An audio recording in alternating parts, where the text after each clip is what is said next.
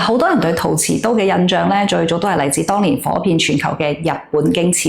1984年京瓷就推出第一款量產嘅氧化號陶瓷刀，之後就憑借閉環嘅技術優勢，壟斷全球高端陶瓷刀市場足足40年，亦都成為精密陶瓷製造領域好難被撼動嘅一個行業標杆。京瓷可以坐穩龍頭嘅位置咁多年啦，核心咧就係兩道好難兜得開嘅技術門檻啦。一方面咧就係原材料嘅長期把控，佢同日本東曹獨家合作嘅高純氧化號粉體，無論係純度、顆粒均勻度，定係批次穩定性，長期都處於行業嘅頂端，直接就決定咗陶瓷刀嘅硬度、耐磨度同埋出廠嘅良品率啦。而另一方面咧就係成熟嘅精密燒結工藝啦，經過幾十年嘅迭代優化，京瓷喺溫控、升溫節奏、冷卻速度呢啲細節上邊咧，都形成咗穩定嘅標準化體系，可以最大程度咁減少陶瓷嘅開裂啦、變形啦，仲有內部嘅氣孔問題。再加上完整嘅專利佈局，好長一段時間入邊行業都揾唔到可以對標佢嘅玩家，亦都係靠住呢套技術壁壘，京瓷陶瓷刀咧一直係保持高溢價，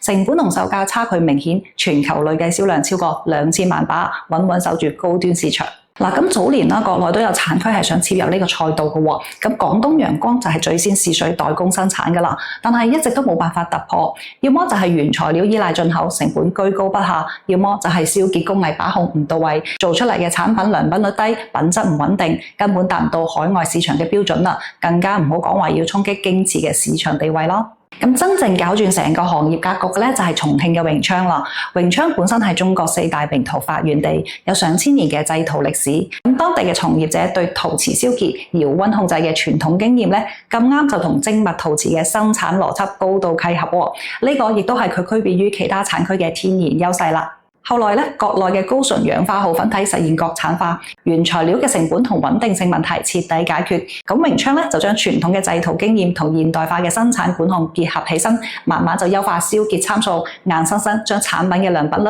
由早期嘅40%提升到70%以上啦，實現咗由原料、生產到品控嘅全鏈條自主可控。咁靠住穩定嘅品質啦，同規模化帶嚟嘅成本優勢，榮昌產嘅陶瓷刀咧好快就進入咗全球嘅主流市場啦。而家日本主流電商平台嘅陶瓷刀銷量榜入邊咧，國產貨已經接一半以上噶啦，核心產地全部都係榮昌，直接就打破咗京瓷維持40年嘅市場壟斷啦。咁面對市場嘅變化咧，京瓷就選擇堅守高端定價，逐步退出大眾市場，而榮昌就憑借完整嘅產業鏈，佔據咗全球中低端主流市場嘅大部分份額啦。一把陶瓷刀嘅行業變遷，其實就係中國製造產業鏈完善、技術自主化嘅縮影，冇誇張嘅逆襲劇本，淨係一步一步咁補齊短板，揾準自身優勢嘅必然結果。